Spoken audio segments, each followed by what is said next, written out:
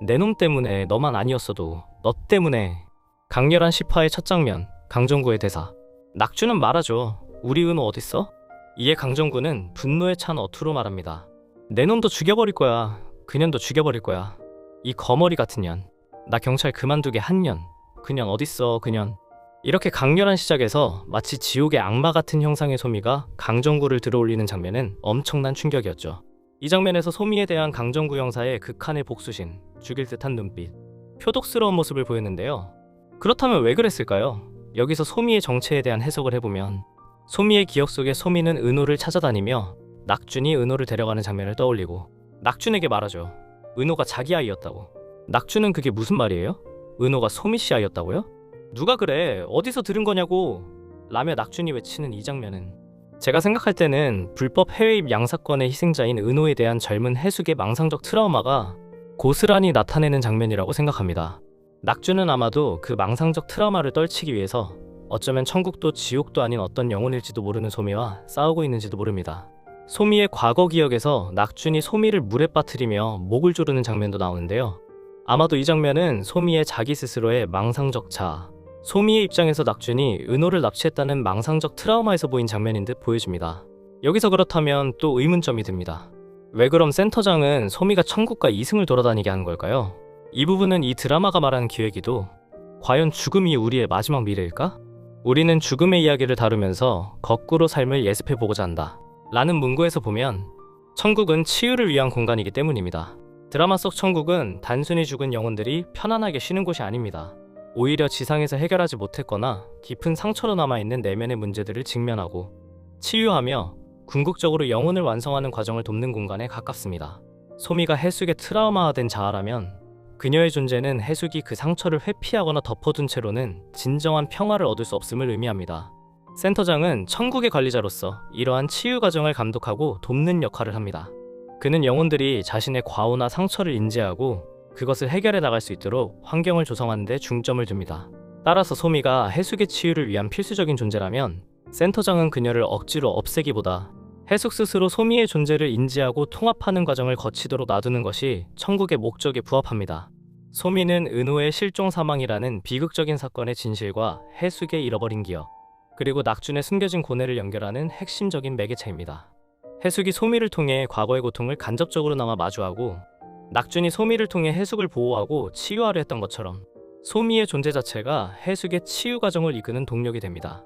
센터장은 해숙의 영혼이 온전한 평화를 얻기 위해서는 분리된 자아인 소미를 다시 통합해야 한다는 것을 알고 있었을 것입니다.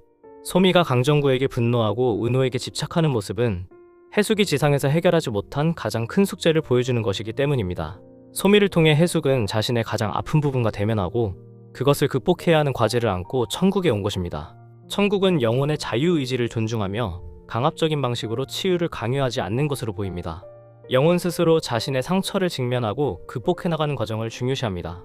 따라서 소미를 통해 해숙이 스스로 진실에 다가가고 통합의 과정을 거치도록 기다려주는 것이 센터장의 방식일 수 있습니다.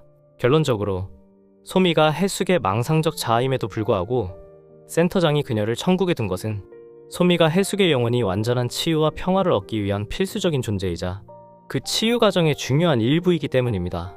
천국은 영혼의 상처를 봉합하는 곳이 아니라 그 상처를 온전히 드러내고 치유하여 영혼을 완성시키는 공간인 것입니다. 해숙의 분노와 트라우마가 극대화된 자아, 이것은 가장 유력한 해석이며 앞서 논의한 소미가 해숙의 젊은 시절 망상적 자아라는 가설과 연결됩니다. 소미가 이승에서 낙준의 도움으로 공원의 유모차에 있는 아이와 손이 닿았을 때 소미는 뭔가 알 수 없는 감정에 사로잡히며 아이에 대한 그리움, 엄청난 슬픔이 느껴지던 장면이었습니다. 은호의 실종 사망이라는 비극적인 사건은 해숙에게 평생 잊을 수 없는 깊은 상처와 분노를 안겨주었습니다. 그 분노가 천국이라는 공간에서 소미라는 자아를 통해 물리적으로 구현된 것이라고 볼 수 있습니다. 여러 분석이 나오고 있지만 지난 영상에서 밝힌 복선 장면을 한 번 더 말씀드리면 지난 7화에서 보면 저녁에 소미와 낙준을 집 앞에서 소미의 시어머니가 기다리는 장면이 나옵니다. 이 장면을 자세히 보면 소미는 어머니네 하고 혼잣말처럼 하면서 인사도 없이 얼굴을 숙이고 후다닥 들어가고 동시에 시어머니는 딴 방향을 보고 있죠. 일반적인 상황이면 얼굴을 마주보고 인사를 하는 게 당연한 것인데요. 소미가 사라진 후에 낙준과 어머니는 마치 소미는 없는 사람처럼 대화를 이어가죠. 이 장면처럼 전의 차를 통틀어서 소미와 시어머니와의 대면 장면은 없었습니다. 결국 이 장면에서도 소미는 해숙의 또 다른 자아라는 결론이 나옵니다. 젊은 시절 자아와 지금의 해숙을 동시에 마주할 수는 없을 테니까요. 빨간 눈과 회색 피부는 그 트라우마와 분노가 얼마나 극심한지, 그리고 그것이 해숙의 영혼을 얼마나 잠식했는지를 시각적으로 보여줍니다. 마치 지옥에서 온 악마처럼 강정구를 응징하려는 모습은 해숙이 지상에서 그에게 느끼던 증오와 복수심의 무의식적 표출일 수 있습니다. 거머리 같은 년이라는 강정구의 대사처럼 해숙솜이 은 진실을 파헤치기 위해 강정구를 집요하게 쫓았고, 그 과정에서 쌓인 해숙의 극한 분노가 소미의 악마적 형상으로 나타난 것입니다. 강정구를 한 손으로 들어올리는 초인적인 힘은 해숙이 그 사건으로 인해 겪었던 절망감과 무력감에 대한 반작용으로 그 당시에는 할 수 없었던 응징에 대한 해숙의 강렬한 소망이 소미를 통해 실현되는 모습으로 해석할 수 있습니다. 드라마는 천국보다 아름다운이라는 제목처럼 천국을 다루지만 소미의 모습은 지옥의 영향력을 암시합니다. 소미는 지옥행 열차에 오를 뻔했던 인물이기도 합니다. 이는 소미가 치유되지 못하면 천국이 아닌 지옥으로 떨어질 수도 있는 상태에 놓여있음을 보여줍니다. 그녀의 악마 같은 형상은 지옥의 문턱에서 겨우 벗어났거나 혹은 그 지옥의 그림자를 여전히 안고 있는 영혼의 상태를 시각화한 것입니다.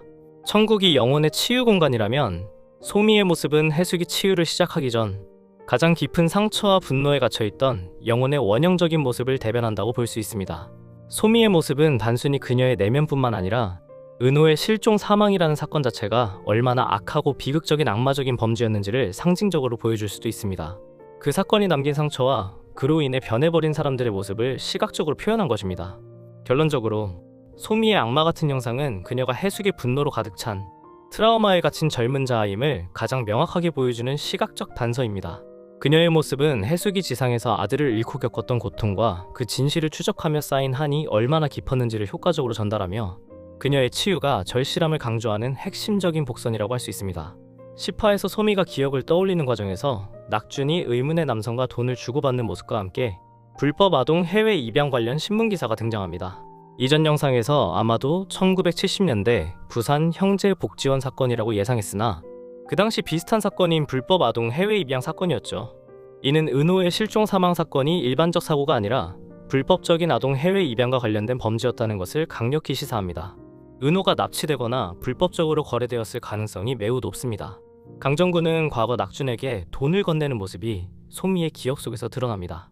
이는 강정구가 불법 입양 브로커 역할을 했거나 해당 사건의 진실을 은폐하고 조작하는 데 가담했음을 암시합니다. 뭐 그때 나만 그랬나? 안 한 놈이 바보지라는 그의 대사는 당시 만연했던 불법 입양의 현실과 그가 이 과정에 깊이 연루되었음을 인정하는 듯한 뉘앙스를 풍깁니다. 강정구가 그년 소미 해숙 때문에 경찰을 그만두게 되었다는 대사는 해숙 소미의 자아 이 아들을 찾기 위해 집요하게 파헤쳤고 그 과정에서 강정구의 불법 행위가 드러나거나 그가 책임을 지게 되었음을 나타냅니다. 소미는 낙준이 돈 봉투를 건네받는 모습을 보고 우리 은호를 그 짐승 같은 놈한테 판 거냐며 분노합니다. 이는 소미 해숙의 트라우마화된 자아가 낙준을 은호의 불법 입양에 가담한 공범으로 오해하고 있었음을 보여줍니다. 그러나 드라마의 전체적인 톤과 낙준이 해숙과 은호를 향한 깊은 사랑을 고려할 때 낙준이 실제로 은호를 팔았을 가능성은 낮습니다. 오히려 낙준은 불법 입양 조직에 잠입하거나 은호를 빼내오려 시도하는 과정에서 강정구와 접촉하고 돈을 주고받았을 수 있습니다. 그는 은호를 구하려다 오히려 오해를 사거나 사건의 진실을 파헤치려다 공범으로 몰려 고통받았을 가능성이 큽니다. 내 놈도 죽여버릴 거야 라는 강정구의 대사는 낙준이 그의 계획을 방해했거나 그의 비리를 폭로하려 했을 때의 분노로 볼 수 있습니다. 실제로 소미가 낙준을 범인으로 오해하고 공격했을 때 낙준이 기억이 돌아온 거냐? 그런데 왜 너 입에서 우리 은호라는 말이 나오냐고 소리친 것은 소미가 진실의 조각은 맞게 짚었으나 전체 그림을 오해하고 있음을 암시합니다. 소미의 기억 속에서 은호가 자신의 아이라고 인식되는 것은 그녀가 해숙의 젊은 자아이기 때문입니다. 즉, 해숙은 아들 은호를 불법 입양 조직에 의해 잃은 피해자입니다. 소미가 강정구와 낙준의 거래 장면을 목격하고 우리 은호를 팔았느냐고 추궁하는 것은 해숙이 아들을 찾기 위해 그리고 사건의 진실을 파헤치기 위해 얼마나 필사적이었는지를 보여줍니다.